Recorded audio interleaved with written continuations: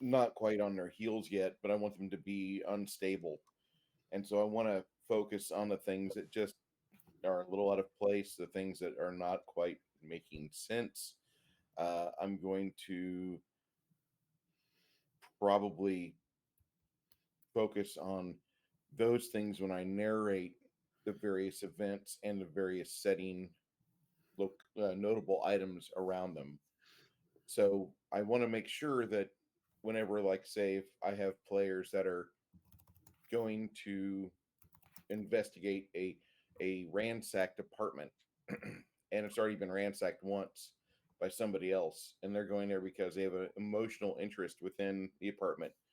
Their Professor Smith, dear Professor Smith, is living there with his manservant, and when you get in there, you see that the litter box is askew in the kitchen.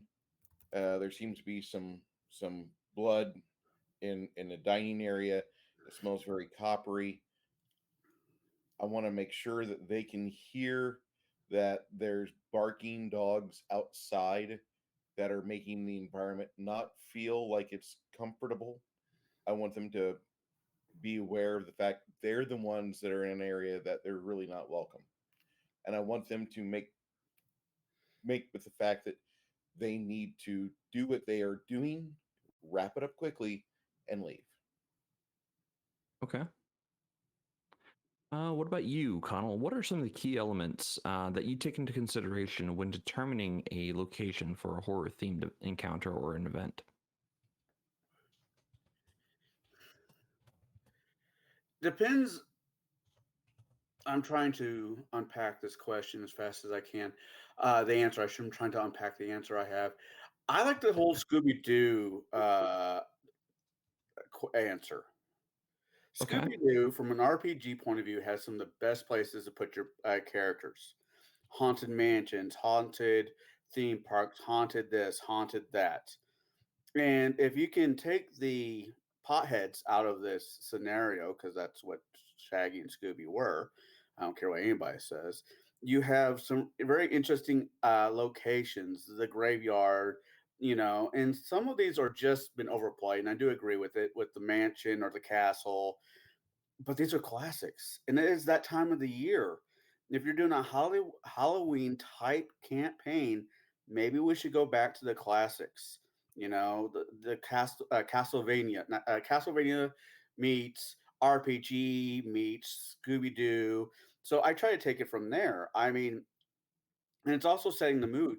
You walk into a castle, and we have more technology at our fingertips now than ever before, where I can grab my phone and tell Google, YouTube to put on spooky music. It doesn't even have to be music, spooky sounds, the creaking boards, the wind blowing through the windows, the storm, whatever. So that's how I set up the I mean, if you can setting. get past the ads, yeah. Yeah. Well, you can, yeah, you're absolutely I'll right. never Back monetize. when I was a kid, I remember there being cassette tapes of spooky noises you could put in your cassette player for Halloween. I don't know if they did that here in the States, but I remember them, it being a thing. So when it comes to the setup, having the players sit down, unfortunately, you can't do it by candlelight. You need to have all the lights on because people need to be able to see their character sheet, which is a lame excuse, but I have heard it multiple times. I just hand them a new candle. Yeah, Read by candlelight. right. So I try to set the area, to set the mood, to set the environment to, well, give you the best Halloween one shot. Yeah, I can give you, and that's how I get things started for myself, or started for the Okay. party. That or play Wayward Son by Kansas or Bad Moon Rising. If you walk into a game shop and either one of those songs are playing, you know something's going to happen. Especially if there's a 60s Impala sitting out in the parking lot. What was it, 68, 67? Either way, I don't have enough money to make that my car. I know Right. I know a good mechanic. Or a 73 Oldsmobile Delta 88. There you go. Or is that the Right. So, Ghostbusters? Never mind. Continue. no, the Ghostbusters vehicle was a Cadillac. right. So, Shadow, how about you? What are some of the key elements that you take into consideration when determining a location for a horror-themed event or encounter? That's pretty easy. Isolation and the unknown. Putting them Ooh, putting them where they have no backup, no resources in the way of other people. Right off the bat, most of the great horror movies, Jaws and Alien, it's just them. It's just the party, against the unknown, whatever that might be. Imagine the party is modern day party, and they're going to Catalina Island. They've never been to Catalina Island, but there's nobody there. When they get there, the boat hurries off and leaves them there, and there's nobody there. Right off the bat, alone, no way home, and they're in a new place they've never been before. Sorry, So, sorry. Not and what I as for Scooby, I don't think Scooby was a stoner. Shaggy, absolutely. I think Scooby was a hallucination as opposed to an actual, group imbiber. group So, hallucination. you right. say the where no one's been before, no one's and Well, where the players, some right, places right. the players aren't familiar with. Right, You know, right. And you say that line, and I watched the 1990s Mortal Kombat a couple days ago, and there's a line that kind of goes with what you just said. I'm in an unknown place run by people who want to kick my ass. Great, and I'm in high school all over again. well, don't forget, one of the greatest horror writers of all time, who wrote the greatest treatise on horror. The greatest fear is the fear of the unknown. The more unknown you can throw at them, the more fear you can throw at them. And that was actually an interesting thing with the Mortal Kombat movie is that Johnny Cage kind of gets over seeing Shao Kahn's realm as unknown. It's like, oh, it's a place with people who want to kill me. Yep, that's familiar. Time to kick their butts. Well, speaking of Umar, um, what are some of the key elements that you have considered or used when determining a location for your horror-themed events or encounters? I mean, it's always I start with like what makes sense for what the encounter is going to be. I mean, like a spooky graveyard full of skeletons. Like, okay, sure. What are we going to have around that? Abandoned manor. Not going to be You're not going to have a spooky graveyard literally at the edge of town. It's not going to be next door to people who actually mow their lawns. I mean, you might have a graveyard there, but it's not going to be adequately spooky one. So it needs to be someplace like isolated and alone. Like you said earlier, it's like not some place where you can't just yell at the town guards like, "Hey, help! We need someone to save our butts over here." No, that's not going to happen because you're not where the town guard is close enough to hear you. And but yeah, it's one of those things like you need to think about what makes sense for who is in the encounter, not just the basic idea of you're fighting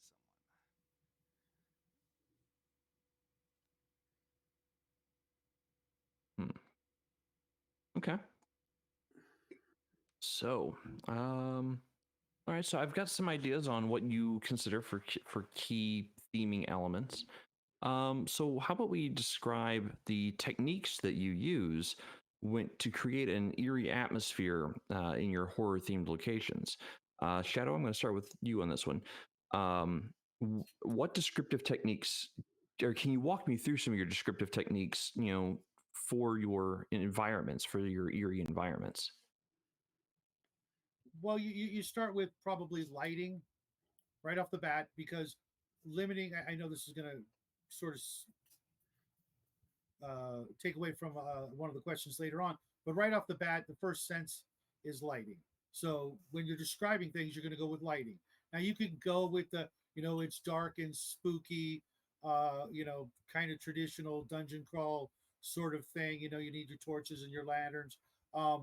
Instead, I would go with something more like your flashlights are flickering, or the street lights are starting to sputter, or even just go out for some reason. They're turning off by themselves, something like that, and then go into uh, other aspects of with what they see, Uh, I kind of try to avoid the cobwebs and the dust, unless it's a setting that's like a fantasy Dungeons and Dragons setting or something like that, because throughout most of human history, people have kept things relatively clean. So I would kind of try to avoid that unless you're really trying to uh, let them know they're going into a place that no one's been to before. If they're going into an abandoned mine shaft, or there is the haunted house, but the cobwebs, that one's kind of old and tired, unless you're trying to foreshadow spiders, being some sort of part of either the threat or the menace, or you just want to have spiders crawl on your PCs just at random intervals, just because you already know they've got a soft spot for spiders. A friend of mine showed me a picture of a spider in her doorway just last night. I kid you not. It was like this freaking big and meaty. It wasn't like one of those little skinny. It was 3-4 millimeter diameter legs. Just, I mean, you could measure it. You could put Mhm. it on a scale and see the scale, actually No, no move. bueno. No Yeah. bueno. Right. Definitely Uh, no bueno. red meat or brown? Red meat or brown? Oh, I would go with white. Oh, it was white. Interesting. Yeah, I'm pretty sure if you pulled the legs off and sucked out the meat, Well, when I said red meat, it's a kind of tarantula. It's called a red meat tarantula because it has red things on its legs. yeah, no I'm thanks. sorry. Banana It's spider. it's an arachnid, and I don't care. Right. It No, goes. you Do you have arachnophobia? Maybe. I also use the original translation: "Suffer not a poisoner to live," and all spiders are poisoners. Okay. yeah, Oh, you didn't. Yeah. Anyways. Because You the other get bit day, by the wrong spider once, you generate a hatred for all of them. yeah, but if you learn that you can feed annoying insects to spiders, and then after a season, those insects are over there desiccated, and their little chitin plates are in a nice frass pile at the bottom of the web, and the spider's just there in his webbing. Thank you, Mr. Fat Man. It's all good. There's nothing more satisfying than coming across a black widow that's curled up in a ball because it cleaned itself after walking through the poison you laid down. Yeah, yeah. Oh no, I've been down to Florida a handful of times, and they have those things called banana spiders that are like not as big as my palm, but my imagination makes them as big as my palm, and they look like they're from Starship Troopers and all. Just absolutely horrifying looking. Not to forget camel spiders, which they look like face huggers. I don't care what anybody says, they look like face huggers. what do you think? Why do you think? Surprisingly What? enough, face huggers were actually made out of goat intestines and I believe crabs or something like Yeah. that. It's like Yeah, they wanted Not to have surprised. that skittery aesthetic to be like, oh no, it's scary, when people immediately see it. Camel spiders. That's all I'm No gonna say. thanks. No Uh, thanks. and So moving on. They're like this big, and they'll follow you because you create a shadow, and the shadow is cooler than the world around it. The hot sand is like 120 degrees. So you see these grown ass men, these GIs that are all big and bad and shit, and these operators talk shit mercilessly. But then all of a sudden they start panicking because there's a camel spider crawling up behind them and it's coming after them, and they're like, ah! And you see him running. Okay, so well, I mean, Behind him. Bring that shadow back here. so Connell, what descriptive techniques do you use to create an eerie sense of atmosphere in your horror themed locations? Camel spiders. Oh no. Fuck you. I'll say it. No. As I Oh said in man. my previous question, if you rewind about 3 minutes, I like sounds. There's a lot of things Okay. imagination will do with sounds and smells, but with the gaming area, you know, you don't want to crack out one of those things that make the house or the game room smell, you kind of want to stay away from. There's enough smelly people in those game shops as is. Uh, but that's why certain game shops out there have, if you're not no shoes, no shoes, no shirt, no soap, no service. Besides for that, the idea of a sound, it can mess with a person's mind, not even thinking about it. It just have it off playing in the background. So when that trigger goes off and snaps, you know, the player will have sometimes will have an invalid reaction because they've been slowly hearing it in the back, not slowly, they've been hearing it in the background the entire night. And so when the trigger does go off, I can sometimes make them jump. And that's some of the tools I use to get people into the game. And sound, lighting was also can work. Sometimes blacking out the entire map. I mean, completely blacking out the entire map. So they literally have to move the paper that's hiding that map away inch by inch, so they don't know what's coming along. Just dragging out the suspension as long as I can. Suspension, whatever. But that's what I do. Okay. So on to Bruce. What you know? Give me some of your descriptive techniques for when you are opening up a scene to players, so they get a sense of how eerie or the atmosphere of your location. After you allow your friend to access the hotel room door, he slowly twists the lock and the knob to the clockwise direction, and you can hear a subtle shift and click as he opens the door.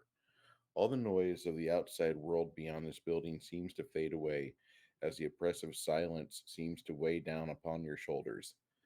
The smell rushing out from the locked room behind your friend Alex rushes to meet your nostrils, and it smells like a Labor Day weekend when you've opened up a vault, but yet there's multiple dead Santa Clauses laying on the mattress in the gloom, dead from something, and you can smell the various microbiotic items, microbiotic creatures that are scuttling around just under their skin, nesting, enjoying carrion, suckling upon the juices. As you light your lamp so you can see into the gloom itself, there seems to be an echoing reality of the fearful thoughts that you had before the light spills within the small hotel room. Surely there is a dead corpse upon the bed. His face is frozen and quite ghastly, his jaws agape. His tongue looks like there's something suckling or nesting upon it, maybe a couple protrusions creeping out from the bottom of his gums. His shirt seems to writhe and move for a moment. Maybe it's just the shadows of the lamp causing you some fearful misjudgment, or maybe truly he does have something crawling just underneath the dermis. Your friend, who you allowed your nephew to sit on his lap last Christmas, died here obviously right around New Year's Eve, and it has been many months since anybody has seen him.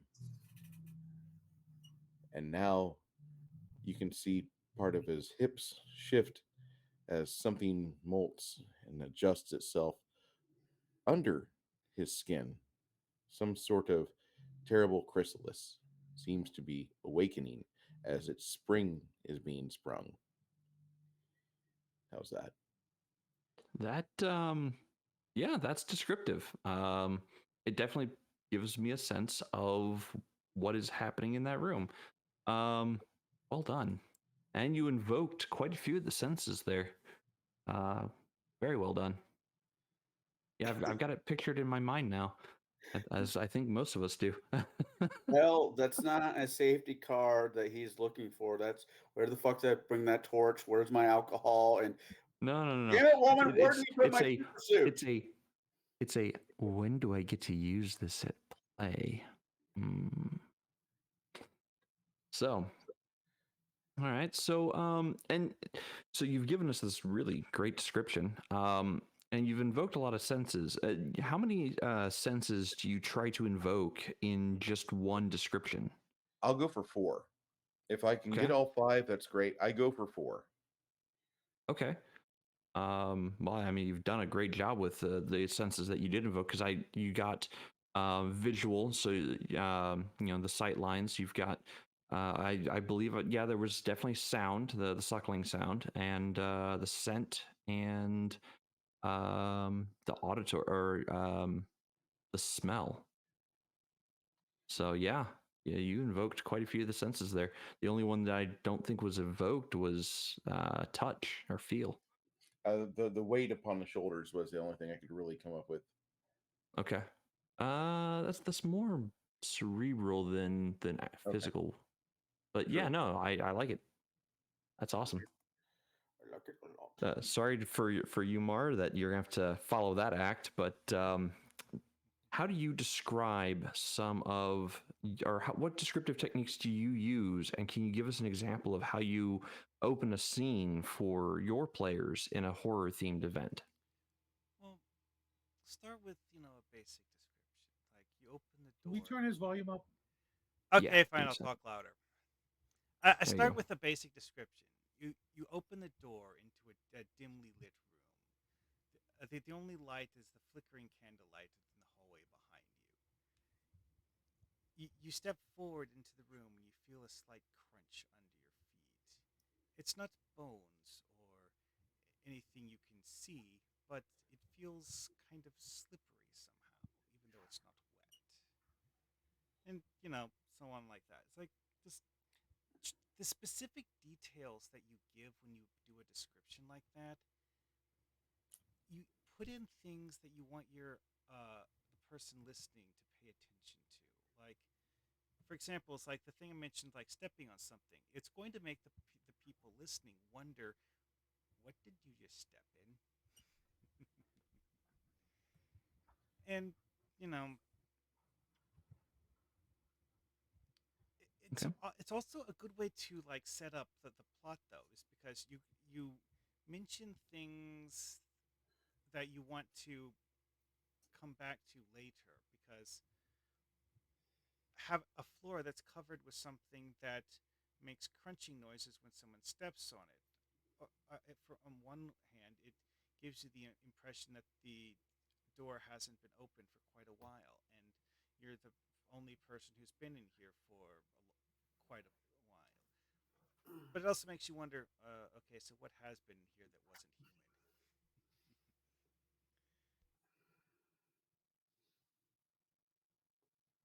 human? Okay. I know that the audience is having some audio trouble hearing you. I am manually increasing your volume bit by bit. Okay, that's interesting. Oh. I just looked at my microphone meter, and my microphone meter is showing the volume as being half of what it would normally be, and I don't understand why. Well, Notice it the lot. could be your microphone, or it could be that StreamYard was limiting your volume. I have since turned that feature off, and I'm incrementing your volume up 20% Well, as well, people say yes or no the so that they meter can hear you. I was talking about is actually the one that in Streamlabs on my end, and it's Oh, okay. oddly low for some reason. I'm not sure why. Oh well. Okay.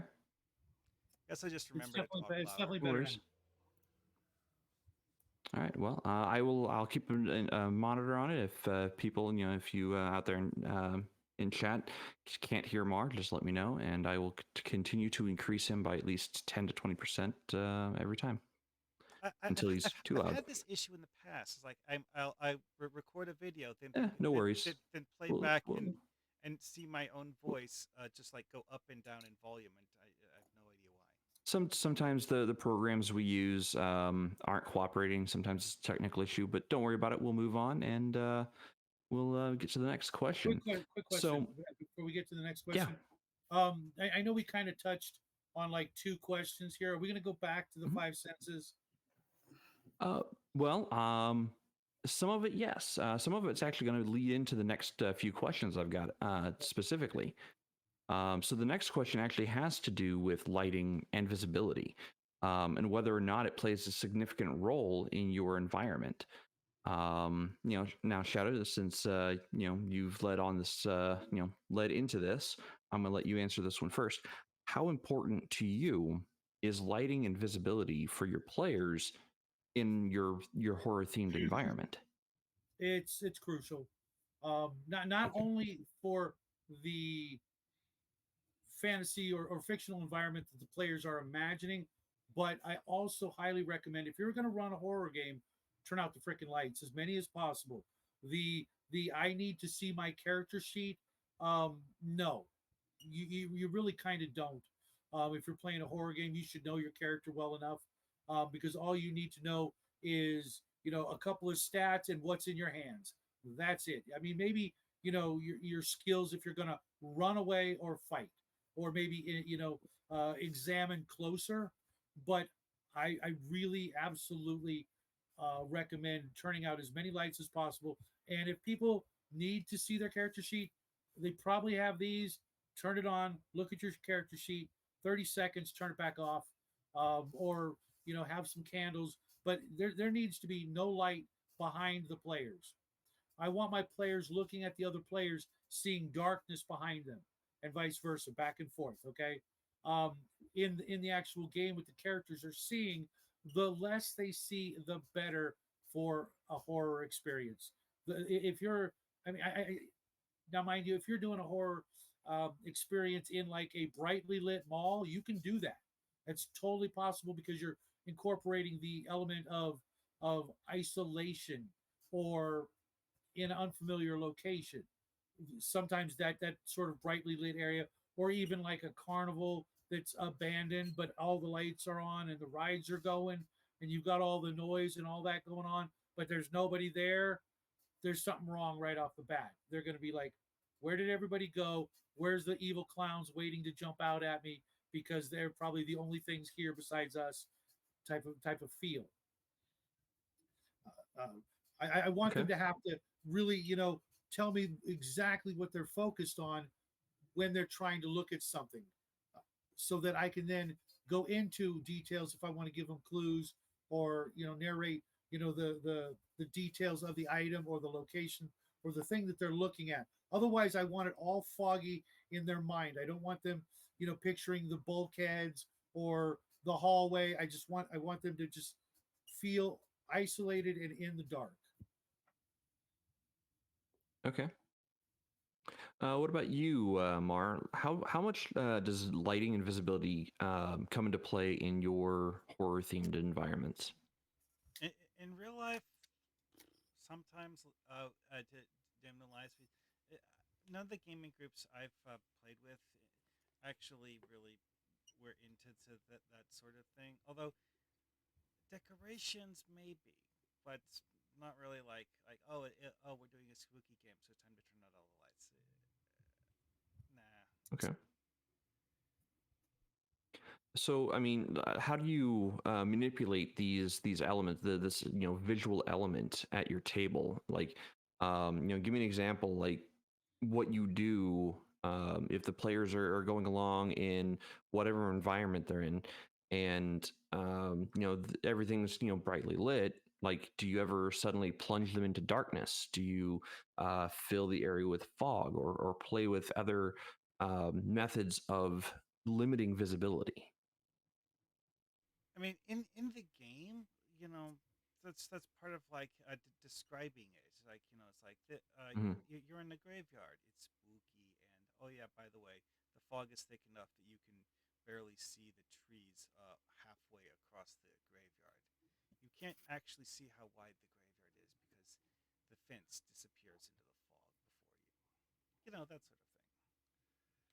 It's like Okay. it's like the now if something happens, you describe what the event was, and if the event happens to include um room going dark. Well, that's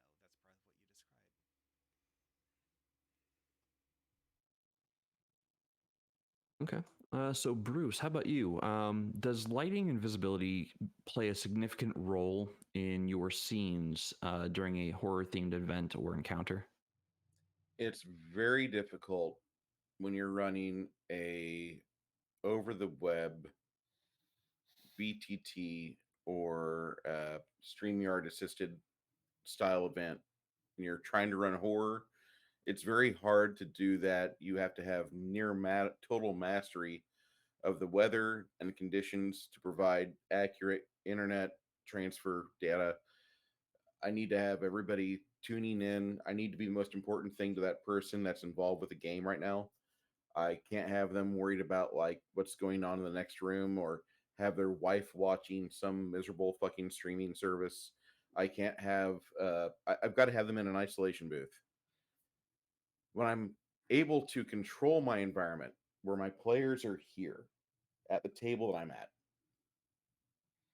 and that might make it sound like I'm a megalomaniac, but when you run these type of games, you want to be a megalomaniac because you want to have total control over the various environmental conditions.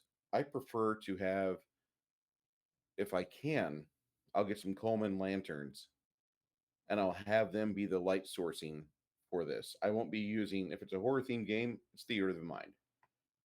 I might be drawing out, just sketching out the room and letting people see what the room looks like. I'll be giving them like small descriptions. If I can, I'll be doing props beforehand so they can get an idea of what they're looking at. Laptops, tablets, forbidden. I don't give a shit. I don't care. If I'm running a horror game, I need you invested. I invested. Why did you not invest? If you're not willing to invest your time and attention in a horror game, then get out. Seriously, that's all you get. So you have to have the mood lighting down quite, a bit. Like with this lamp that's to my left, I need that level of light or much less.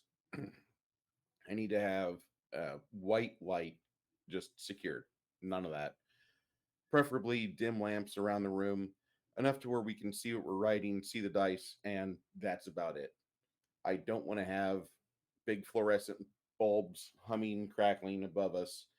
I want I want old style, you know, 40-watt bulbs. That'd be perfect. And I think that would be the easiest way for me to help control the mood and the tempo. And then when I do my audio delivery, I try not to speak nearly as fast. I want to make more deliberate enunciation, and I want to make sure that whenever I say anything, the words that fall out of my mouth have weight. So I'm not spitting out 70 words a minute. I want to go for about 45 or 40. Okay. So Connell, to you, how much does lighting and visibility play a role in your horror themed environments?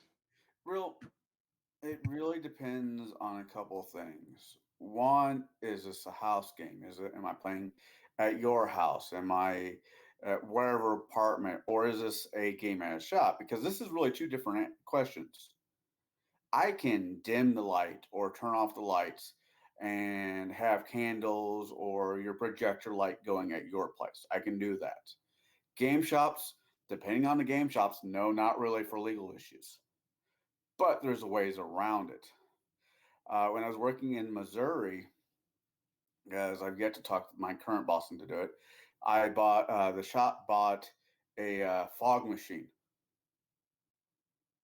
And I couldn't turn off the lights. I just legally could not turn off the lights. I went round and round with the shop owner about it. It's like, what if I dimmed it? What if I do this? The answer was just no. It's their shop, their rules. I had to live with it.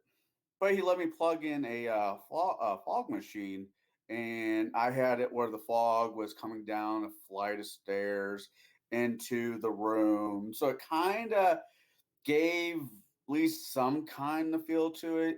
I hung up some Halloween Christmas lights, but you know what I'm talking about. Halloween lights. I'm like, if I can't have if I must have light in this room, there's got to be a way around this. And I went over to, was it not Goodwill? Yeah, I went to Goodwill and I got everything I could and just decked it out. The shop paid for it, so it didn't come out of my pocket. And every once in a while, I'll get a thank you for it every so often. But lighting is key. I don't disagree with anything that anybody in this panel says, but it's a really 2-point question or answer for me when it comes to shop versus home. Yes, they want lights on at the shop because of fire hazards or whatever reasons. If lights must be on, then I'm going to change where the lights are coming from. If Okay. it's at somebody's house, then each and every one of you guys answered the question as best as anybody can. You turn off the lights, you go buy some beeswax candles. Don't be a cheap ass. Don't get that soy one. I'm talking about honest to God beeswax, or the lantern that Bruce was talking about, and you pour into Coleman. this holiday happens once a year. And just because it's a kid's holiday doesn't mean it has to be a kid's holiday for people in this hobby. There is a million and one different things you could do to your basement, wherever you're hosting, that will spark the imagination, drive the players even further into the land of the mist. And if the best you can do is a few Halloween lights and a fog machine, hey, it's better than sitting there with the lights on and your thumb up your ass.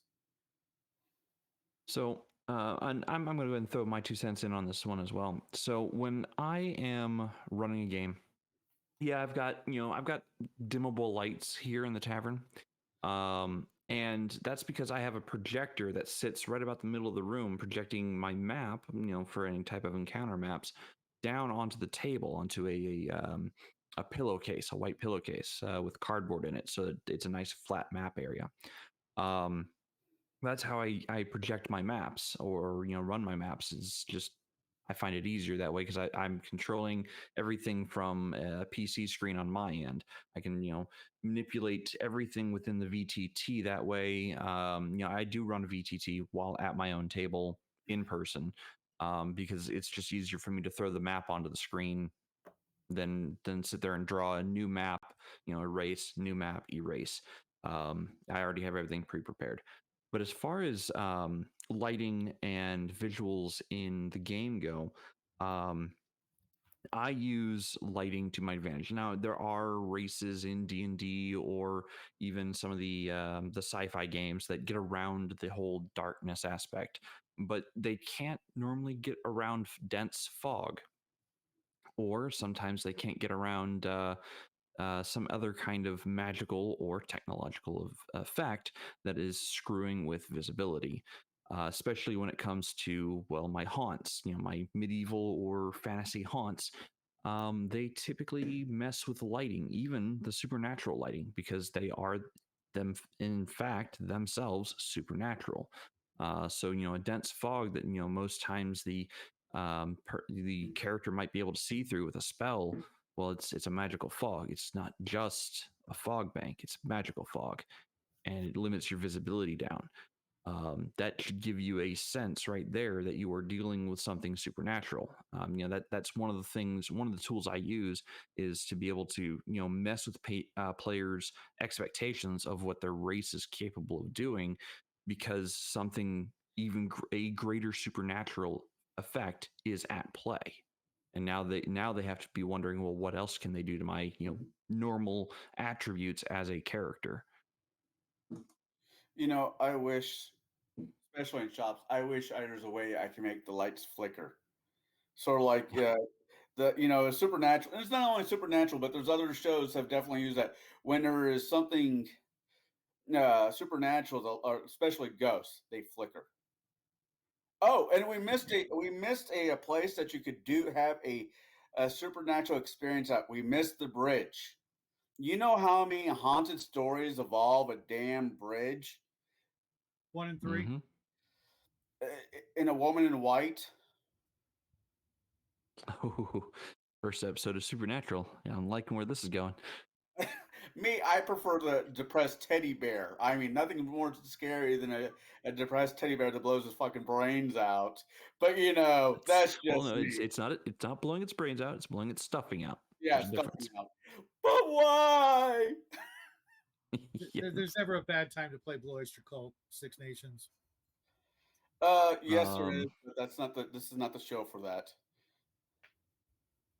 So, on to the next question, and this has to do with auditory effects. I said we're going to kind of get into some of the five senses here, and auditory is one of those senses that, even if it's some kind of white noise in the background, the moment it stops, people know. The moment it starts up again, they're like, okay, well, what's going on? Be it ambient, be it white noise, be it actual music, like, what role does sound and music play at your table for setting the mood in your horror encounters or horror environments? For this one, I'm going to start with Mar. Um, I'm not someone who actually like tries to do that in real life. Oh, okay. I know a lot of people who like to play soundtracks while they're doing the game, but I find those highly distracting, whether I'm trying to be the GM or the player. It's just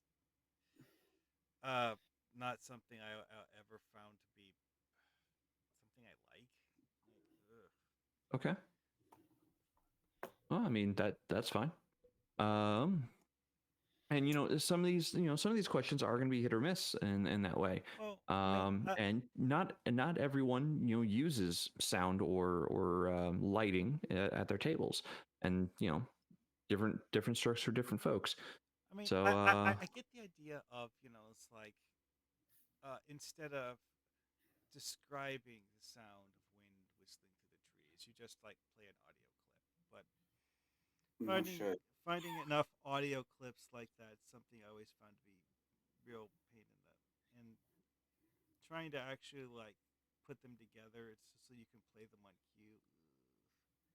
I mean, the idea of it for someone who's actually like able to make it work.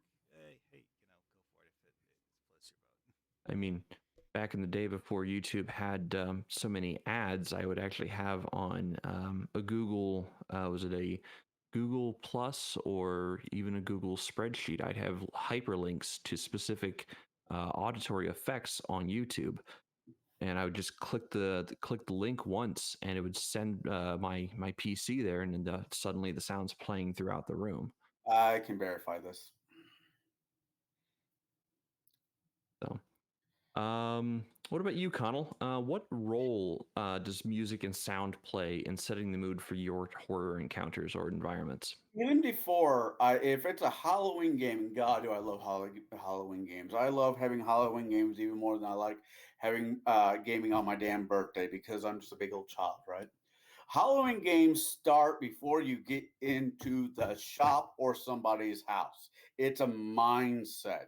It is how am I going to have fun with the players you have. So what I'll do is I'll to just get my mind right, and I'm using music.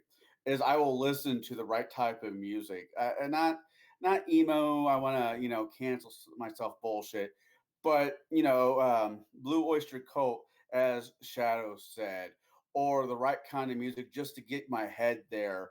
Morning Rituals version of a Bad Moon Rising, or there's and that's how I get my head there. Then when I get to the shop, I'm still cranking out whatever music is there. Like I said earlier, with the Wayward Sons or whatever, just Hail to the King or whatever song, Hail to the Mountain King, as I should say, or just to keep my headspace there. Then when they start coming through, I'll turn off the music. I won't turn off the music. I will turn off all music that has lyrics, and I will have violin or cellos or classic dark and heavy music on playing in the background. There's a reason why Phantom of the Opera uses yeah, God, what is that fuck that thing is called? Pipe organ? Yeah, there's a reason for this. And it helps set the mood to what you get. I mean, if depending on what kind of game you're playing, you match music to go with it. If I'm playing a spook game, I'm going to definitely use music to go with it. And some of these music with violins or cello can get right down to that sweet spot. What was that band? Uh, Apocalypto? Apocalyptica. Yeah. Yeah, Apocalyptica. If you use Mhm. their music without lyrics, The yeah, great amount of music without lyrics. Your best bet is to actually go back to the there's a release they had that has a song called Pray on it, hmm and that's probably going to be the one you'll use for your suspense or your chase scene. But anything before 2009, almost all of their releases were non-vocal. right. And like, yeah, that's the type of music I liked my players to walk into. It helps set the tone. It helps set the mood of the game. And as I was saying before, and this is my opinion, everybody do their own thing. But if I'm playing a game like that, I have to be right in the right spot mentally myself. So listening to music of that nature helps drive me to where I be. Hell, for Bruce's game, there's music I listened to before Bruce's game to get me in the mindset for my character. Jade, right before we went to the events, there was music, the DAG events. There was music and movies I would watch to get myself in the right headspace for that scene. So using music in your game to not control, to help your players, even if it's theater of mind, to get where you need to be, is the most important thing out there. In my opinion, it is the top of the rank. We can't always control smells, but we can control what they're listening to. Okay. And I'm seeing a lot of discussion in chat about this. And not every table needs music or sound effects. There are, I might be playing a specific music that is thematically appropriate for the night before we sit down to play. But once we start playing, I'm going to turn that down to be whisper quiet. And then I'm going to put on actually something else in the background instead of music. I'm going to be putting on ambient sound effects, rattling chains, whispering wind, whatever the case might be, to set the theme for the actual environment they're in. But Shadow, what about you? What role does sound or music play in setting the mood for your horror encounters or environments? It can be pretty crucial. It depends on the audience. Obviously, nothing with lyrics, because the last thing you need them to be doing is getting into the music as opposed to what's going on. The more subtle it is, the more obscure and kind of hard to follow, the better. If you can find tracks, Jackie found like an 8 hour piece of music with sound effects that he uh, found on YouTube or something for our game. It was a 2 night game. We played 2 nights in a row, and we had no idea what was coming. It was just mostly pipe organ, keyboards, things like that. No drums, no guitars, just real subtle, real in the background. With random sound effects that just got us into the mood. But it's got to be, you know, it can't be a distraction of any sort whatsoever. Otherwise, you lose it. Trying to put on the Conan soundtrack during a game. If you've got a lot of fans of that, you've just lost the game. Or at least the immersion until that's over. So keep it subtle, keep it simple, and keep it as far in the background as possible, or don't use it at all because there are some people that it just won't work with. There'll be people who will be like paying more attention to that, especially if the game's not pretty fast paced.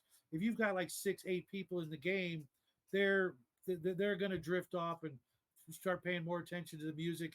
If they've got to wait 25 minutes before it's their turn to even speak, I wouldn't recommend it at all.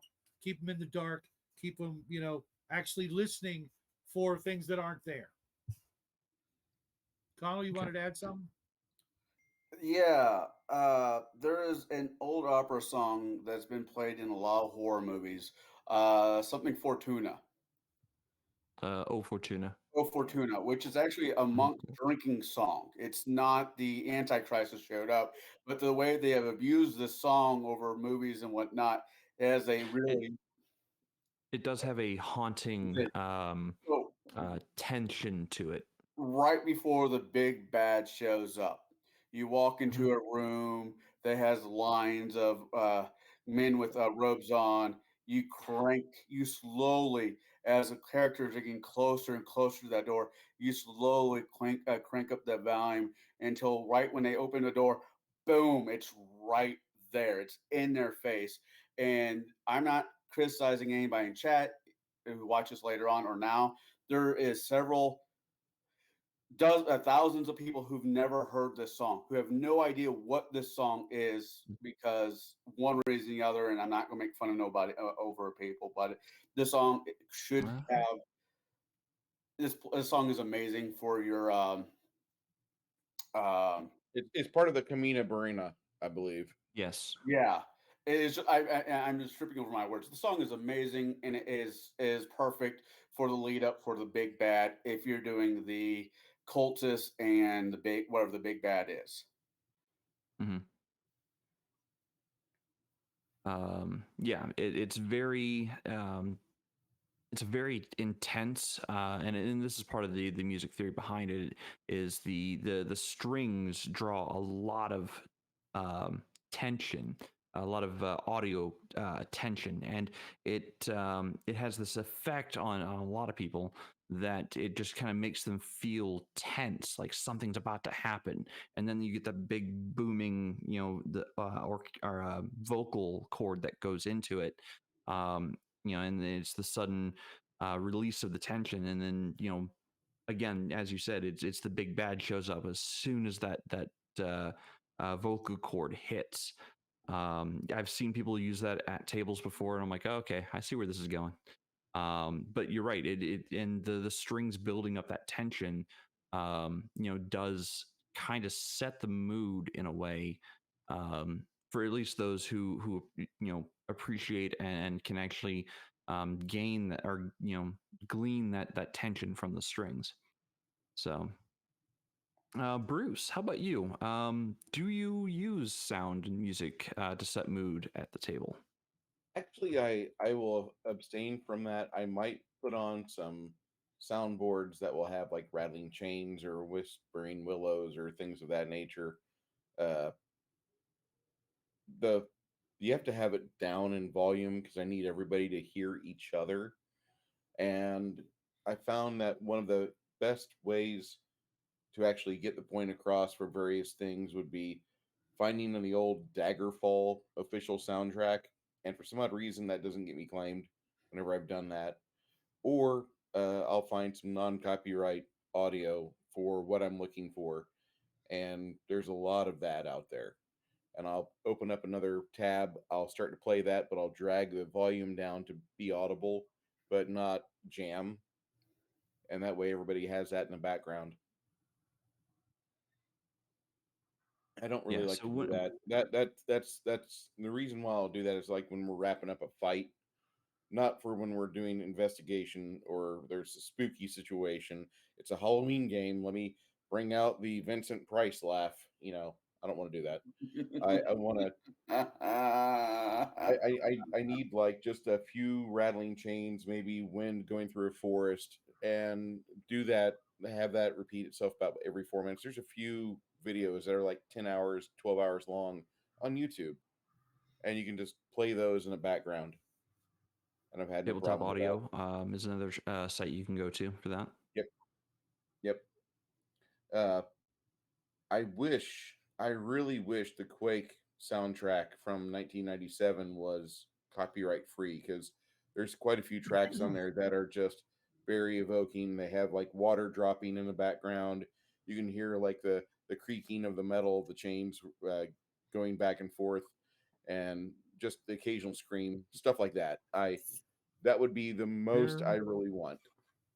there are some sound effects that you can use for free, and they're available online. They fall under, I think, Creative Commons license 4. Yes. So feel free feel free to go include them if that's your thing. For table so games at home, I will use various soundtracks or something, but again, it's got to be at low volume. Uh, the interaction between the players has to be the play. That has to be the thing. So don't make the mhm, music the star. Keep that at a low volume. yes, barely a whisper. That's my recommendation. So, speaking of dread and horror, how do you maintain that sense of dread while your players are exploring a horror based environment without necessarily overwhelming them? And what I mean by that is, you know, when characters are exploring a room, most of the players are like, yeah, I'm gonna go look over in the corner. Yeah, I'm gonna go look under the table. I'm gonna look in the desk. There isn't a sense of dread or horror, provoking their actions. Or at least that has been my experience. So how do you maintain that sense of dread, that sense of horror, while players are moving about? They're moving their characters about a room. On this one, I'm going to start with Shadow. Sorry, I was actually away. That's why I turned the camera off. Can you repeat that? Oh, Sorry, I had to yeah. So, take care of something um, nobody needed to see. in most cases, at least that has been my experience, when players are moving their characters about an environment, it's like, okay, well, I'm going to go explore this table. I'm going to explore this fireplace or this hallway. They don't really have. They're not under like any type of tension or under the gun for feelings of dread or even tension or horror. So how do you maintain that sense of dread and horror while your players are moving their characters around an environment? I've got two ways. One is Okay. cruel and heartless, and the other is pretty standard. Uh, I'm going to go with the cruel and heartless one first. Know your players. Know what they're afraid of. If they're afraid of spiders, Don't I if saw they're that for you. coming. if they're afraid of clowns or snakes, you use clowns and snakes, or better yet, snake clowns. You really need to know your players, because it's not the character that's going to be afraid or feel anything. It's the players. If you can Right. find out their, you know, issues, and let's face it, for the most part, we're dealing with friends, people we've known for a good amount of time, or they wouldn't be in our games. You write that shit down. They don't like rats. You write that down. You save it for later. The other one Okay. is consequences, or yeah, I'm just going to go with consequences. There needs to be either a game mechanic or something that they are worried about. In the old days, we had life level draining. Most gamers today are not so familiar with the horror or the absolute misery of losing a couple of levels permanently. As in, the only way you were getting them back was re-earning those levels. You're playing a ninth level character, he gets smacked down to seventh level from one touch of a vampire or a specter or something like that. They're going to be, at the very least, really, really, really, really concerned that they're about to lose something. Now, you may want to use something else, some other game mechanic, to give them a reason to worry about the character. Okay, something that, maybe it's a loss of, maybe the dreaded hand chopper is loose, and he just loves to come out with the cleaver and take hands. He's got a nice collection of them. Okay, tell me your players aren't going to be really, really worried that they're going to lose a hand or something like that, because that's what's going on for the evening. I can't tell you how many players have retired a character because of a loss of a hand or an eye, because of the permanent disadvantage they're going to have. If there's some sort of consequence or some sort of effect that's going to be, more or less permanent to the character, because let's face it, when the game's over, we're not very likely to get the sort of Max Liao riding his bike home, afraid of the giant ants reaction from our players when they're driving home. But during the game, we could at least look or instill with them some sort of fear of something that will take something away from them. Okay, For because Kai, it's that's loot. right, and every player has got that thing they don't want to lose, and most importantly, it's the time put into the character. I know it's kind of messed up, but you're playing a horror game. You have to find every dirty trick to elicit these emotional responses that will approximate fear, terror, and horror in some fashion or another. Otherwise, you're just playing, you know, a regular game without that added bonus of Okay. being afraid, scared, worried, etc. All right. Moving on to Connell. Now I know you've run. Was it Rise of the Rune Lords? And I know that one of those scenes or one of those environments is the haunted house. The when haunted mire, or yeah, it's a house, whatever. It's a mansion.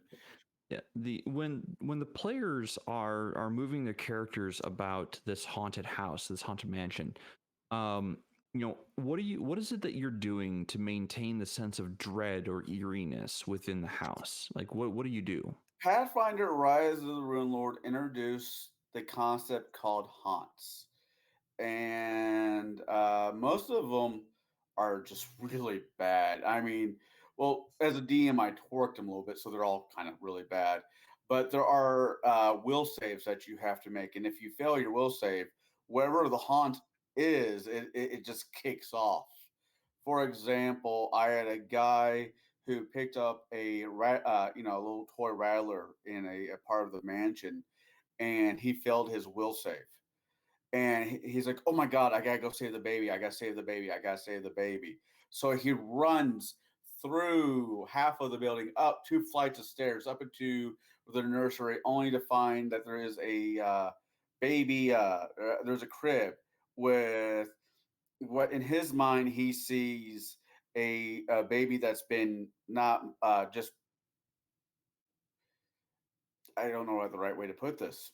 That's been left died and left alone, so it's like all barely skin and little bitty bones.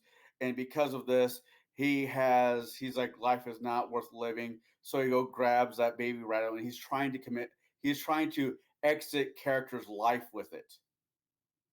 Hmm. Okay. Or there's a couple other ones. You bring this up. Somebody said earlier in chat, don't make it Disneyland theme ride. Why not use the haunted mansion? Are you getting smaller, or is the room getting taller? Type feel to it. Yes, it's kind of hokey, but there's enough haunt spells it could use with haunt that makes the person think that that have been went from medium sized to small. And not knowing where these haunts are going to kick off, Bruce, you got a trap chest that turns a person's from male to female or female to male. So don't you shake your head at me. Having them not know what's next and which items in this house or whatever else I uses are triggers for these haunts. It has a heavy abjuration vibe to it. More importantly, you're seeing platinum filigree on the edging of the chest, and you're looking at this thing, and the more you look at it, the longer your nose is getting, and you're doing things like this. But using these haunts, having a few of the haunts go off, and the players are like, "Oh shit, I don't know what's going to happen next. I don't know what a trigger is going to be." Psychologically, will wreck the party harder than you cutting off somebody's hand, a player's hand, and Radar character. having them run to the front door. Oh my god, I have to get out, and the door is no longer there. The windows are no longer there because they failed a haunt, and it's a delusion spell. The only problem I have with this is if you have a paladin it makes it 10 times harder for the haunts to kick off. So fuck you, paladins. I want to terrify these players. Yeah, but I mean, I think that's one of the redeeming factors about the characters being a paladin is they're not as likely to fall for the haunts. Yeah. And I think You'd that's the still whole be point running there. a paladin through a Halloween themed game anyway. You'd be giving the players characters that have a maximum of like a 13 in their stats. Right, the Maybe a paladin's the 15. one who goes and looks for the player characters when they don't when they don't return after like 5 weeks. Yeah, I don't need Freds in my Scooby Doo cartoon. I need Thelma, Daphne, Shaggy, and Scooby. Fred can go sit at home and play with his own traps. So what about you, Mar? How do you when you're creating a player area and an environment for the characters to be in and explore? How do you maintain a sense of dread or tension at your table?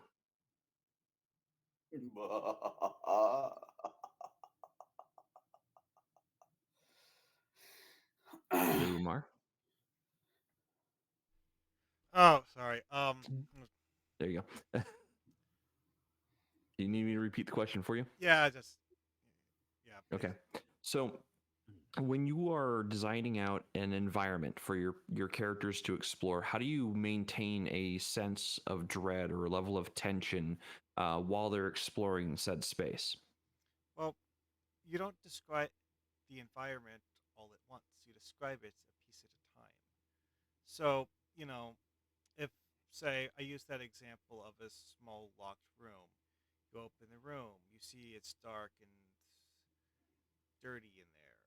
Okay, what's the next one look like? Is it going to be the same or is it going to be something different? Like maybe the next one you have to uh, o- move a cobweb out of the way to get the door open. Something like that. It's like it's about giving the players something to think about as they're exploring the environment. Like, um, if you want to uh, put in a hint that say there are snake men who are the real leaders of the cult, you could put in little descriptions of tracks on the floor where the floor looks like it's been smudged instead of stepped on, or something like that, so that the players are like, wait a second, that's not a human footprint. What was coming through here? And that sort of thing. But you don't just tell them that you see that once. You do that several times so that they're like, oh, it's that again. And it doesn't necessarily make them like scared, but it does give them a little something to um, question whether they actually want their character to go down there. It's like, so if it really is Snake Man, am I going to get a fireball to the face as soon as I open the door? Yeah. Okay. And finally, let's see here, Bruce. When your characters are exploring an environment and it's meant to be horror themed or dreadful in some way, how do you maintain that level of tension and dread while your characters are moving about and exploring and looking for things? Don't let up on the intensity. Keep your elbow pushing down on their head metaphorically in game to keep them focused and keep them confined in within one area until they've finished whatever instanced activity they're trying to do, and then let them up, let them get out of the pool, let them worry about whatever you're going to do them next. But the easiest way to ascertain that mindset is you're exploring this hotel room, you're trying to figure out what's going on, and as you're watching the corpse shift as something is scampering underneath this Santa Claus's red pant leg up to his stomach. You can hear skittering and other items going like that in your mind and audibly in the vents of the hotel room all around you, and you hear maybe 7 floors or 7 rooms away, you hear a terrified woman shriek about the same time that you see a pair of appendages start to come out from the cloth and unfurl itself from the dead Santa. You can hear all that's going on. What are you doing? And then just drop that on your players and let them go. Just let them just shit their pants. Okay. We do have a follow-up question to this from chat. How do you prevent combat from breaking that sense of tension in your environment? Give them a abnormally high reflex save because something that they as a player are scared of. And I don't care if your character you're playing is I'm a 7-year Bud survivor. I've got a shoulder board of medals and I'm tested 3 times. I had 3 tours of duty. Okay. And you've also got arthritis and 40% on your VA disability. So I need you to make me a 37 reflex save as something that scares the shit out of you is becoming very visible. And you need to roll me a natural fucking 20, or otherwise, you trying to draw a weapon, you're going to fumble it to the ground closer to the spider thing, getting ready to scamper up out of Grandpa's belly. Go ahead. Try to reach for that while that 8-legged thing could pounce on your face. Okay. What about you, Connell? How do you prevent combat from breaking that sense of tension, especially in like something like Rise of the Rune Lords? There is no combat. Oh, there's just no combat there. I mean, there's a few aspects in there that it could be combat, but the entire time, most of the time, the players are just trying to keep the other players from not killing them, not exiting the game themselves, or being paralyzed with fear or desperation. There's very little combat. I mean, there is some in the manner, but not a whole lot. And Okay. even if outside, like I was saying with the cult in the song Fortuna, you just don't do a lot of combat. You keep it like the original Alien movie. You know something is lurking in the background, and it might be slowly picking off your characters if you're playing a system that allows that. But yeah, no, you don't run into a horde of orcs, trolls, or any of that bullshit. You keep the ghost or whatever, the vampire in the background. So your players know that it's coming, but they don't know when it's coming. And you just don't bloat the game with, oh, this is the 15th zombie that we killed, or this is the second vampire, or whatever else. You keep it baseline. You keep it, 1 or 2 at the most, and the players do not deal with them in the first half of the campaign or the one shot. Okay. Shadow, what about you? How do you prevent combat from breaking a sense of tension in an environment? You were muted, sir. Again, I've got 2 simple things. One, require them to respond quick, or you pass them and move on to the next person. You missed your turn. Speed that reaction, the required reaction time up by about 50%. Snap judgments, quick. Your friends' lives are on the line. And of course, the easy one is increase the difficulty numbers on everything by more than they expect. Okay. Armor classes are higher, rolls to hit are lower, saving throws are higher. Whatever it takes to increase the tension. Do you want tension? I'll give you tension. Okay. Yeah, in Index Card RPG, I would classify everything in the room as hard, or I just increase the target number of the room. Yeah. What about you, Mar? How do you prevent combat from, breaking a sense of tension within an environment? Well, the number one thing with combat that you want to avoid is having combat become monotonous and boring. Like, oh, that's the 5th threat I've killed in this room. That's nice.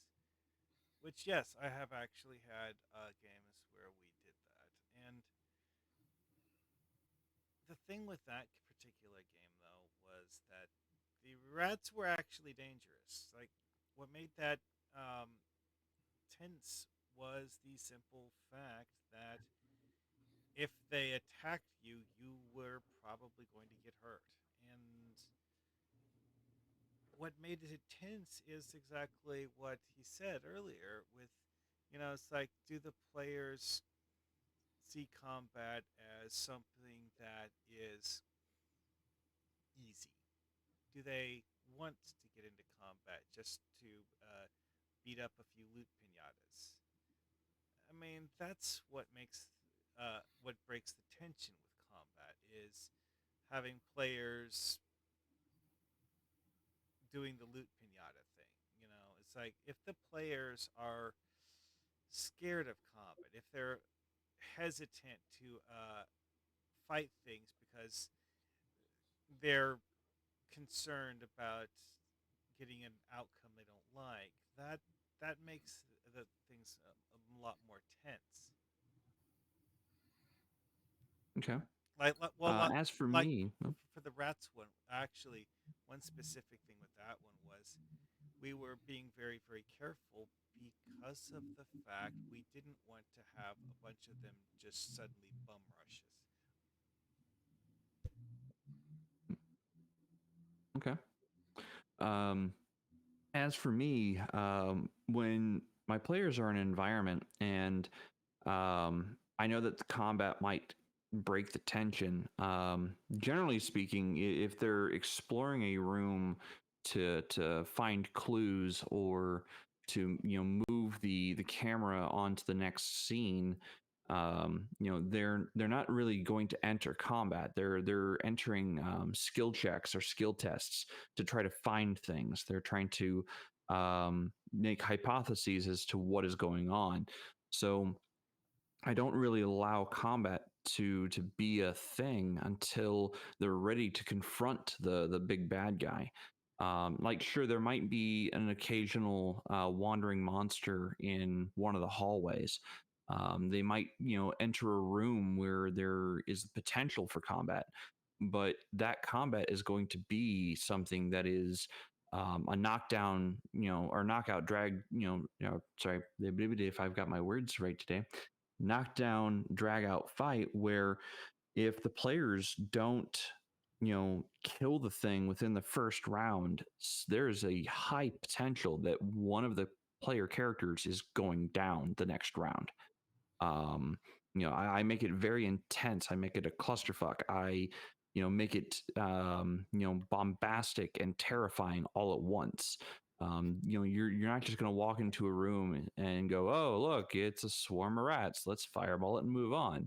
No, it's okay. You open the door to a room and you've got one reaction. Everybody gets one reaction to the scene as I describe it, and then whatever the thing is that I've got going on in that room happens. Um, so if they open the door into a larder filled with rats, well, whoever opened the door is swarmed with the rats on their next turn. There is no they get the one reaction to try to step back and away, and it's a reflex save or some equivalent. And if they don't get away from it in time, they're covered in rats and a rat swarm, which they don't make attack rolls; they just do damage. And then now the party has to figure out, okay, how do we get rid of the rats without killing our friend? We can't just fireball the rat pile because our friend is in there. Oh, yes, you can.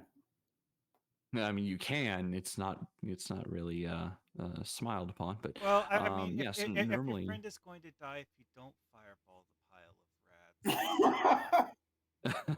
But but like that right there's the point of how do you prevent the combat from detracting from the tension. And your responses, while comedic, that's I believe that is the point of the question, is how do you prevent that from becoming a laughable moment, and keeping that tension high. And that's not rolling to attack. That's doing just straight damage. There is no roll to defend. There's no roll to, for the enemy to attack. It's just damage. That's it. And your party just has to figure out how to escape taking damage every round. Not only would I be telling them the numbers of damage, or maybe even not saying they're, you take 8 points of damage here, 10 points there.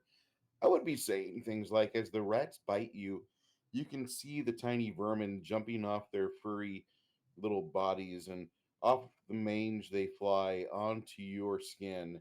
And almost instantly, you feel a few bites and pinpricks of pain in your forearms as you can feel the slight infestation of whatever parasites they have are now being transferred to you. Make sure you keep that ratcheted tension on the players. Don't let them get a breath in. That that is actually one of the things about rats in the wall that was interesting is the simple fact that the rats are glass cannons. The problem with the rats is that they outnumber the players greatly, and you Mhm. never know when one of them is going to be like, "Oh, From hi, you didn't miss me, surprise." from You know, gaming experience, I want to say two things really quick. From gaming experience, I find sand fleas to be more nightmare fuel because of a certain DM over there of that. I you're mean, that was welcome. precursor to the plague, which is kind of funny and not funny all at the same time. Well, Second of, hold on.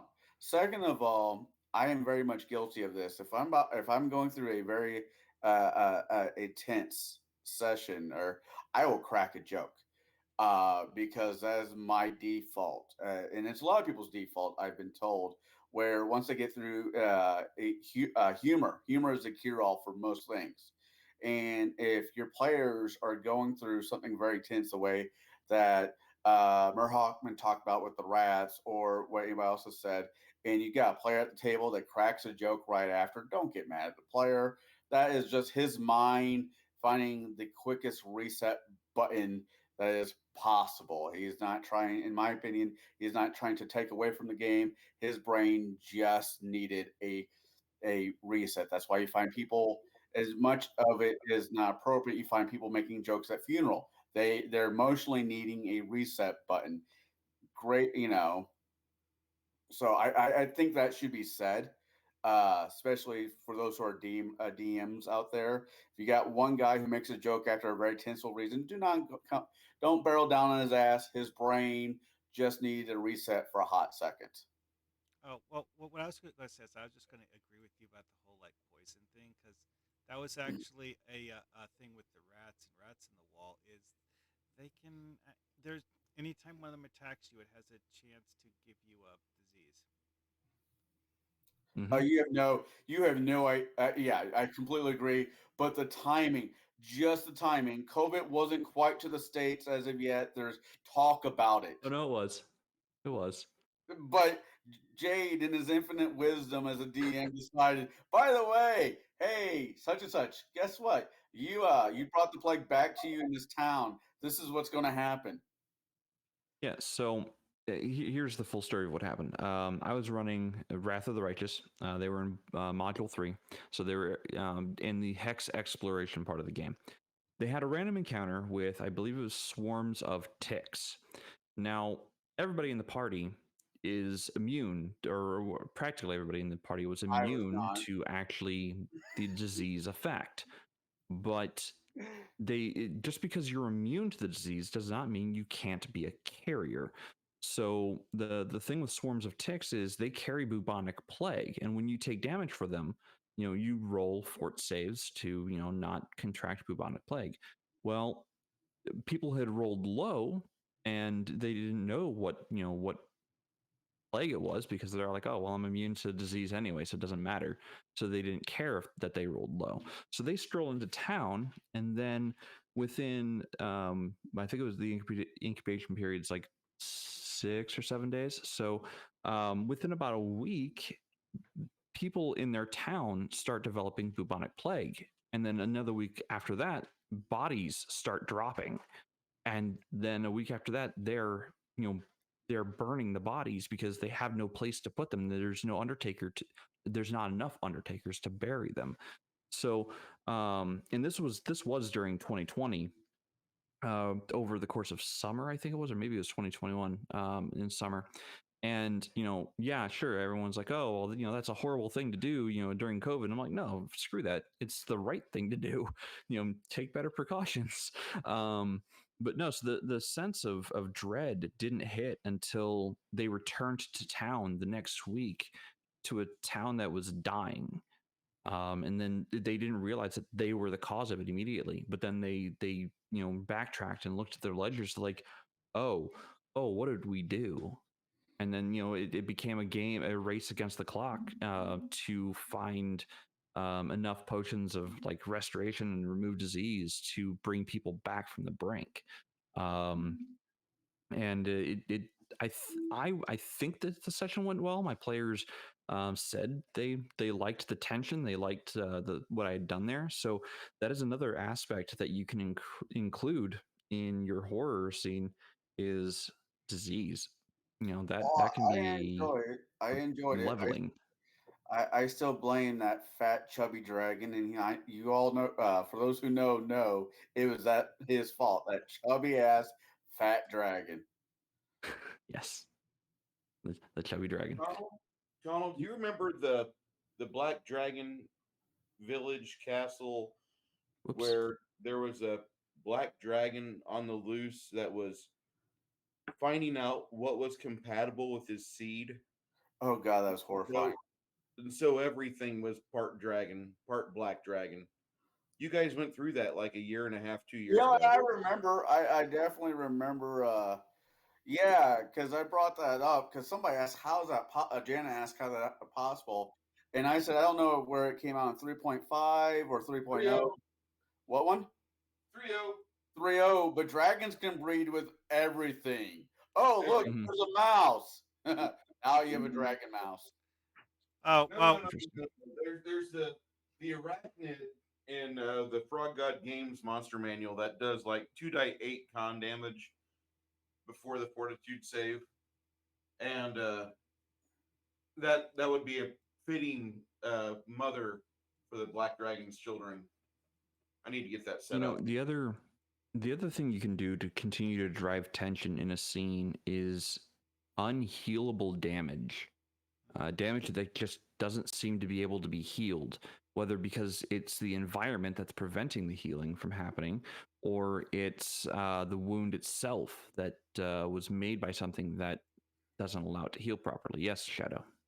Yeah, the one of my favorite monsters of all time, out of I believe it was the Monster Manual 2 or Monster Manual 2, the Vargulis. They're basically these heads with tentacles hanging out of their mouths, and like bat wings coming out of their ears. Basically, they've only got I think like one hit die, maybe 10 hit points, something like that.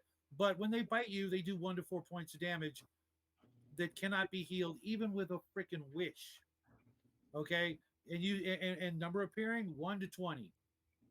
20 of Those those weren't come. tentacles that were hanging down. Those are the intestines.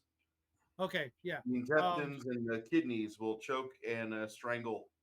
It's really cool. Are you sure? Because these things I remember having like really because it was their teeth that were so sharp that they would do, like I said, a D4 damage, unhealable even by a wish, and it was the sheer numbers. 1 to 20 against even if it's 10 against a party of 8, people are going to lose hit points. Yeah, sure, they're probably going to kill the Vargulis.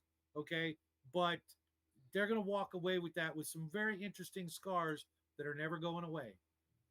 I know Pathfinder has their version of them. I've seen them in 5th edition. They're not as scary. They're. My I mean, bad. I'm thinking of First and second ed. Yeah, first and second ed Vargulis are terrifying. what were those mosquitoes? That I mean, they're not mosquito size. They're like sizes like a small birds. Steerage. Yeah, those things are nightmare fuel in their own right. Mm-hmm. What But do you it's mean? not permanent. It's not going to leave a Oh lingering. no! But the mental image of a thing that has a proboscis that is almost a foot long, sticking into your chest. it Arm, sticks leg, your face. its proboscis into your chest. Or Yeah. sucks out your blood, all yeah, of it. or wherever they tag you. It is still, for body horror, it's Oversized something. mosquitoes. Yeah. So I think this is going to be the last question for the night, maybe, given we've only got about 20 some odd minutes left. And this question is something that Shadow mentioned at the beginning of the night. Is making the player characters feel isolated and vulnerable within a horror location important to your atmosphere that you're creating? Shadow, I'm going to let you expound upon what you'd said earlier. Absolutely crucial. One, there's nothing like being alone. A lot of people are afraid to be alone, especially these days. Whether it's using their electronic devices to feel connected somehow. There are a lot of people I know that they just absolutely hate to be alone, and to the point where they'll talk to themselves if they are being isolated, especially if you can isolate the party from itself. The old never split up the party. Oh, Split the party. there is nothing like the good old fashioned um kind of like a pit trap, but if you fall in it, you go down like 100, 200 feet sliding down to some other place, and the party, the door flaps back up, and the party can't get to you, and now that player is removed from the party somewhere else, and they can't communicate, and then it happens again and again, or something happens and splits the party nice and even in half. Yeah, maybe a magic-based trap where since whoever trips it, it teleports them to somewhere else, and Or even if you're really really clever and you can pull it off, you get them to do it themselves. Pull this Scooby Doo, Fred and what's her name? They're gonna go upstairs. Fred and Scooby, Daphne. Shaggy, and Velma. They're gonna go down, downstairs in the basement. You get them to do that. Oh, they're gonna do the work for you. The only reason I was about to say the only reason why Fred and Daphne was it Thelma? Yeah, Thelma. The Velma. only reason why those two broke off is so they can go somewhere to hide and fuck. Let's be honest about it. Hey, if you're playing the right game, a good old fashioned victim game from Beyond the Supernatural, where you're playing normal characters, kind of like a one shot or whatever, and they're not playing superheroes, like in so many other games. If you're playing something like that and they actually care, especially if it's like a campaign, then, you know, how many horror movies have actually done that where the couple goes off and does something like that, Almost all of them. and sure enough the guy gets it and the girl's running around, uh screaming her head off because her boyfriend or boyfriend of the evening has just been skewered by a coat hanger or a scythe or whatever, a butcher knife.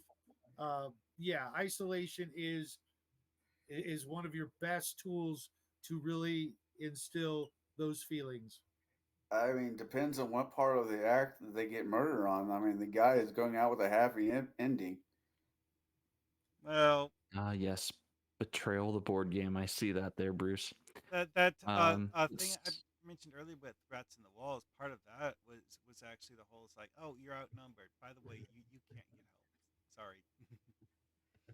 It's a good story. So what about you, Mar? Like, is making the player characters feel isolated, is that something that you find valuable to the horror setting?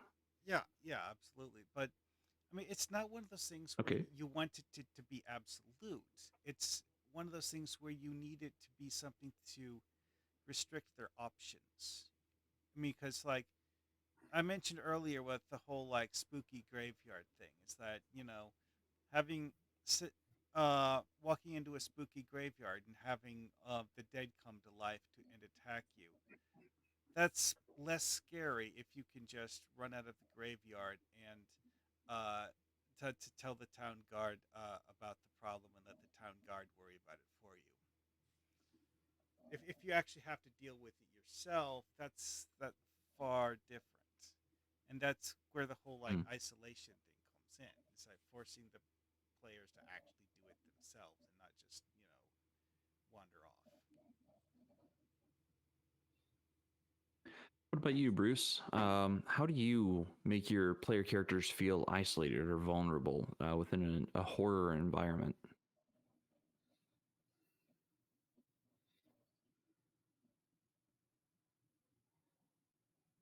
He may have gotten up. Okay. I will come back to Bruce. Sorry So about that. Connell, I had then. to go run Nope. grab. What did you ask? I'm sorry. So my question to you was, is making your player characters feel isolated and vulnerable in a horror location important to you? That's the only thing that matters to me, is getting them Okay. completely getting Linus's blanket out of his grasp Sorry, and Bruce, that making was him awesome. completely vulnerable to anything Lucy wants to do. Absolutely.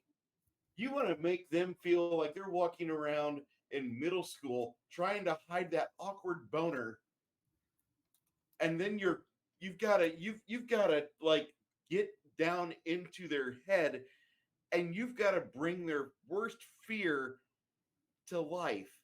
Maybe the fact they tripped over the nightstand in the hotel room and one of the spider things has grabbed onto their ankle and it's biting into his Nike shoe, and he can feel the 3 or 4 protrusions up against his bone, and another proboscis goes in right behind that vein, that Achilles tendon, and he can feel things being drawn out of his foot the whole time, and all he can do is crap his pants or pee himself and shriek.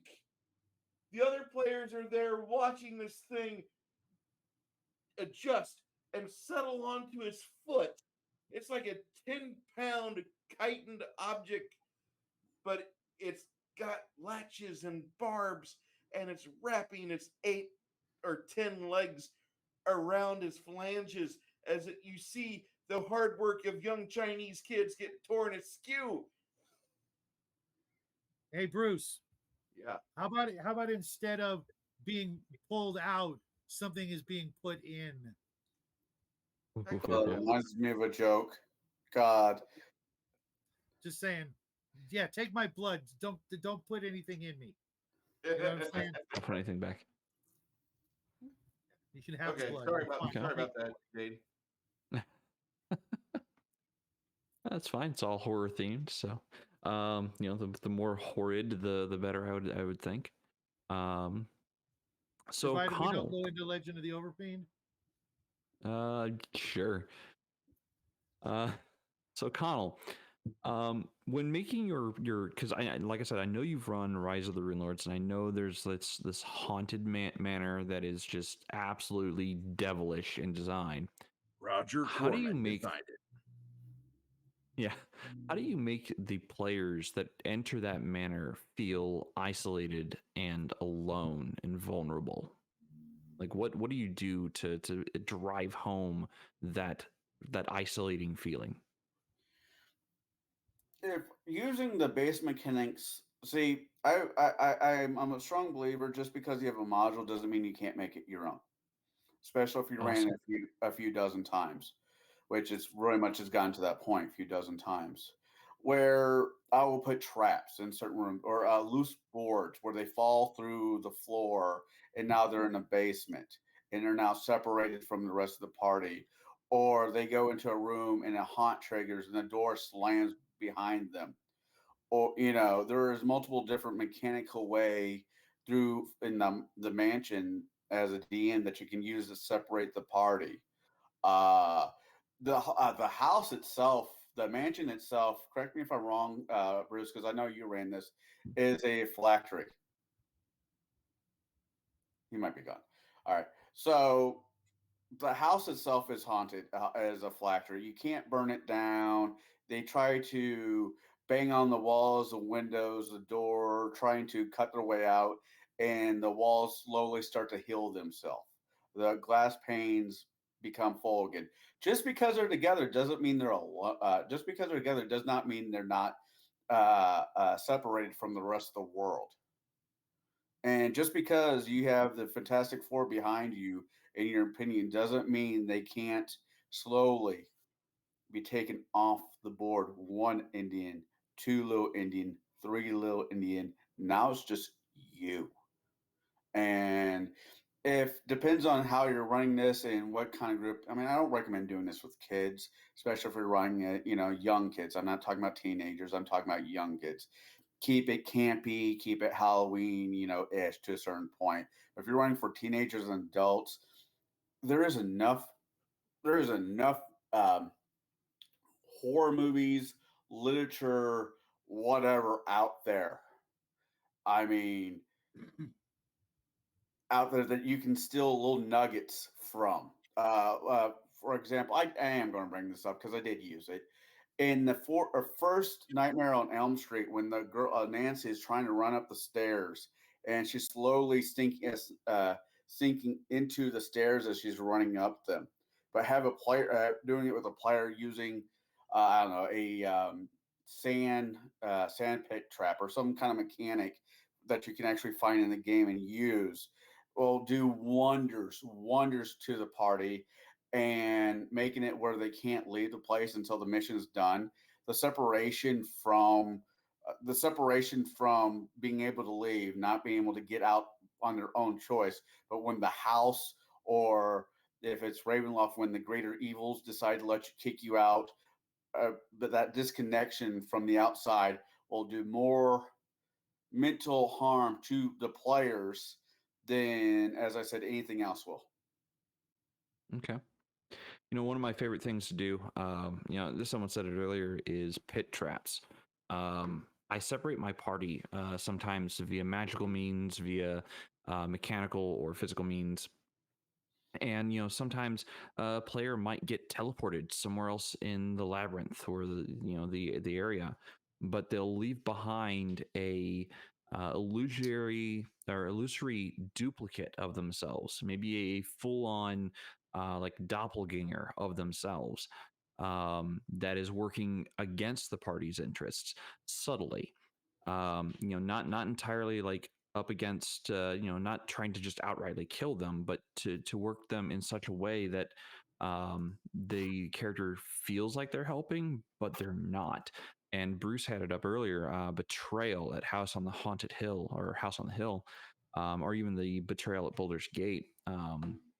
They're both board games, but you can use the haunt mechanics from either of those games to instill an agent against the players. And it could be, the character triggers a trap while they're alone, like completely alone, and it's an instant death mechanic. The character's dead. And then you hand the player a note explaining what has happened to them and that they are now an agent against the party, and here is their goal, their new goal that they have to try to achieve, and the party has to figure out what's going on. I have run those events, and some players don't appreciate the player versus player aspect of it. Other players have really, really enjoyed taking that on, and I've had it's a mixed bag. Some groups like it, some groups don't. Know your players before you do something like that. So the last question for the evening, I'm going to skip to the very last one, is: do you allow for happy or decent endings to your horror themed games? Or do you instead instill a lasting sense of dread at the end of the horror themed game session? For this one, I'm going to start with Bruce. Do your horror games end happily, or is there something left behind? I will. It's going to depend on one thing. Is this a one shot with no real emotional strings to the characters that you have in front of you? Or is this a campaign? If it's a one shot, it's ending like a Cthulhu story. You're either going off in the I Love Me jacket to the funny house where you get to have oatmeal every day for every meal. Pudding. Pudding. Pudding.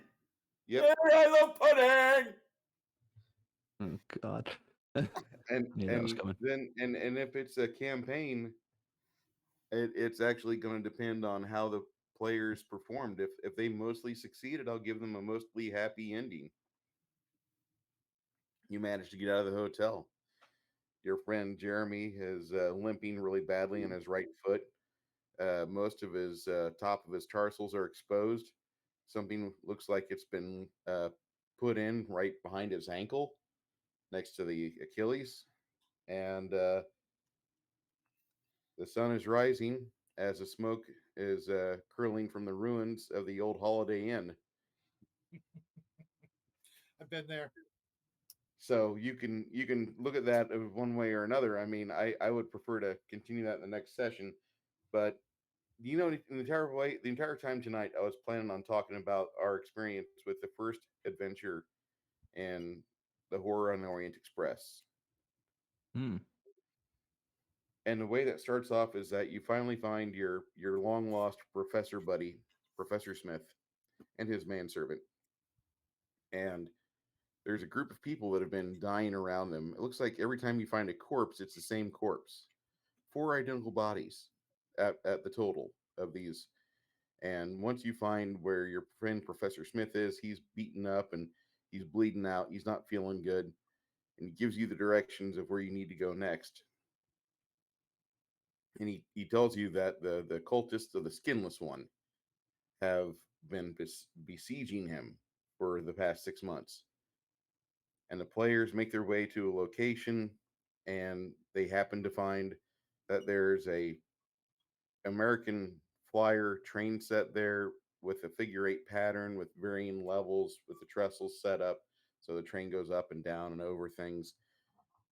And when they first plug in the train set and turn it on, after a certain amount of rotations, all of a sudden the ground shakes, and going from one corner of the room diagonally through the other corner of the room is a real life steam engine with passenger cars. And it just went through the house.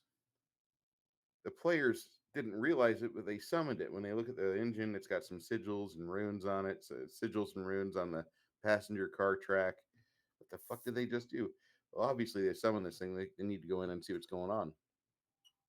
When they get inside, that they're taken to the spirit realm, and Professor Smith's spirit explains to him a little bit more about the Skinless One, and he says, "Hurry! I've only have a little bit of time here. I need you to use my parts and my manservant here, who is now perished." And about that time, the doors of the coach get beat open, and zombies from the other passenger cars start coming in, and the players have to take the intestines from these two men that gave them the quest for this entire campaign. They have to loop it into a over and under figure eight track and take the heart of Professor Smith and pass it over the intestine so many times while another player is trying to fend off the zombies from attacking them while they're doing this macabre game of the train on the track. This train is Hmm. mindlessly speeding through the spirit world. You can see things going on outside, but it looks like it's a wireframe or ethereal plane type deal where there's not a lot of real solid items. There's just the train track which endlessly spirals into oblivion, and the players are on that as they're trying to pass this heart across this figure eight track with various levels, but it's the heart is the train and the intestines the track, and you have to put in more stuffing to get the elevations right. Now we can pass the heart around, and finally when you're done, you might have 2 out of 5 people that have survived that first adventure. The entire Hmm. time. It's just the most macabre thing. If you can still get a hold of like the guts of a cow or horse, I recommend doing that. I wasn't able to do that in the 3 times I ran this campaign, but I wanted to. The best I could do was I did bring a sheep's brain to the game store, the final campaign run I did, and the game store owner smelled it when I opened up the canister because they used to sell sheep brain at the store along with cow's tongue and other things. But I pulled that open, and they immediately damn near kicked me out. They're like, throw that in the dumpster behind the building. Go wash your hands 3 times. So Wow. it Okay. was. What about? Oh, go I ahead. I just wanted to. During that whole time, the escalation kept building. I had a thesaurus right next to me as I'm running, and I would have to research words real quick and try to impromptu assemble the flavor text as things were going either for the worse or for the better. And I think that's very important. Whenever you run a game, you do want to have a good grasp of the vocabulary of the language you're using. So you want to possibly brush up on your thesaurus work and your dictionary. It wouldn't be a bad thing. Okay. So, what about you, Mar? Do your horror stories end with a bittersweet ending or with something left behind? Well, this goes to the whole like it depends things. It's like did the people fail? Well, then they probably died before they got to the end of the story, which but like it's kind of like what you said earlier about like if it's a one shot, then you can just be like, oh yeah, by the way, you're marginally less screwed than you were before, but it's a different kind of screwed, not a lack of being screwed. Um, okay, one of my favorite endings for a one shot that I ever did was Yield Geek did a Call of Cthulhu game where a big part of the plot was getting shifted through time by eldritch forces that we didn't understand, and we needed to figure out how to break the cycle of getting shifted through time repeatedly because, we didn't want to be stuck hundreds of years in the past. Well, you see, the plot twist at the end of it was that this process of breaking the cycle also meant that we changed history. And Hmm. when we get back to the present, we're like, yay, it's our own time. And we're like, why are the street signs written in German now? Yeah, it changed Hmm. histories to like well, we started from a location in England, and the idea that they went with is that the in this particular timeline that we had now created, the Germans had actually, you know, conquered England during World War II. So now everyone in England, is ruled by the Germans Nine, nine, nine, nine. now. Oops. But Sounds good. Okay. but see that was one of those things where it's just like this weird rug pull sort of ending where there's nothing leading up to that because of the fact that you're in the distant past, hundreds of years before then. You don't really have any grasp of how your activities are affecting things that haven't happened yet. Well, then that happens, and you're like, oh, oh, crap. And Okay. that's how it ended. All right. Connell, how about you? Do your players get to have sunshine and rainbows at the end of their horror game, or is it still dark and horrifying and sense of dread left behind when all the dust settles? Well, three of the five people I ran for last year for Christmas could answer are here in this panel. One of the characters decided to exit life because of choices. So, was there a happy ending at the end of that tell? For my character, I would say, I would say no. There was not a happy ending. I don't think a happy ending is incredibly appropriate for a horror-based campaigns.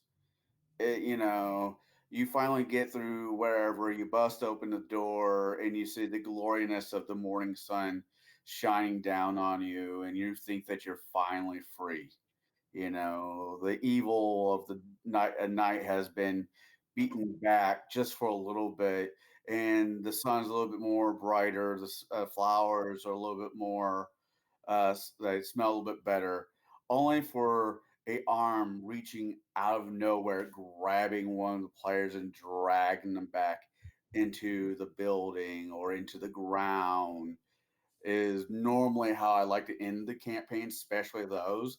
The psychological aspect that majority of the party ate children pies still lingers with some of the players today, and I can't wait for next Christmas. I think, Hmm. I come from a part of growing up with Eastern Europe, mythology where there is no happy endings, especially around Christmas, and this happy-go-lucky stuff that because dot dot dot we all live through the day. I think is bullshit, especially when you're running a horror campaign. No, no, no, no. Just because you beat the evil back doesn't mean the sun won't go back down the following day. Okay. And Shadow. So, You guys saw it. I was running a kind of a horror traveler game. There are millions of movies that do exactly that. Why can't it be both? Little Shop of Horrors. Everybody's happy at the end, and then you see little Audrey 2, 3, and 4s, on the shelf. Why not do that? Every once in a while. I know it's become kind of more common, especially with Marvel doing stuff like that. It's a happy ending, and then you watch the credits and you get the little cutscene or whatever they call it at the end. Of some new impending doom. I think that's a great segue for any horror game, whether it's a one shot or not. If they earn the happy ending, because one, I like the idea that this is actually a game, and maybe giving them an option for a win. But okay, you got the win, you got the happy ending, but guess what? Here's a reason for another party to pick up where you left off, or for a sequel. If you do the right end credit scene, and the players go off oblivious to all their stuff, but now you've opened it up for a whole new group of characters to go through the same fresh hell, just with a little bit different, you know, uh, flavor, so to speak. Why not? Now, I wouldn't recommend doing that every time unless you got something going with your group, and they're totally cool with that. They want to keep like maybe you come up with a really great bad guy for your horror trope, series or whatever. And okay, they've made it through this session. They get the happy ending. Now they want to do it again, but with a different party, little bit different situation, maybe a different location, kind of like maybe like the Predator movies or something like that, or even the Alien movies. Maybe one character, stays with the whole story. Ripley comes into the next movie and the next movie, but everybody else, they're well, how it worked out for all of them. Game over, man. Game over. For every last one so of them. one of my absolute favorite endings, and now granted, I don't do a lot of horror genre for my table. It's not typically one of those things I do. I said this last year because I was trying to learn more about how to perform horror as a game master to run horror games. But one of my favorite endings to a game was one that it was kind of a long con, and what had happened was I was tracking damage, for each character because I knew all their hit points, I knew their ACs and whatnot, and I was tracking their hit points throughout the scene or throughout the entire story. And some of the characters, and they knew they were taking hits. They didn't know exactly how bad the hits were sometimes, but I would give them a sense of, hey, you're not feeling so great. I would put that in there, and then several of the characters, actually, I think all but one of the characters reached negative like 10 or more hit points. So they technically died, but the haunt, the horror environment, kept their cognitive, ghost, their spirit going, kept them acting in the party, and kept everything going. So when all was said and done, and the characters went to leave the haunt location, only one player character walked out. They thought they were walking out with all of their friends still intact. And when they looked back, they saw the ghosts of their friends being dragged into the haunt as it because they decided we're just going to burn this entire place to the ground, and they saw all the damage that had added up on their friends, on their ghost. So they saw exactly how they died in each, for each one of them. So only one character made it out, and the rest of them perished throughout the entirety of the event. I like that. You know, yeah. So it left a sense of accomplishment. Like, yes, they did do it. They did succeed. But the cost along the way was revealed at the end. And I've seen this one done. What Elle's saying? What if they were dead to begin with, but thought they were alive the whole time? I have seen that done, and if it's done well and done expertly, it is amazing to see how it plays out. Especially the twist, the final twist of the blade, when the players are all like, "Wait, I was dead this entire time." Just that look of betrayal, like that shocking betrayal. Like, how?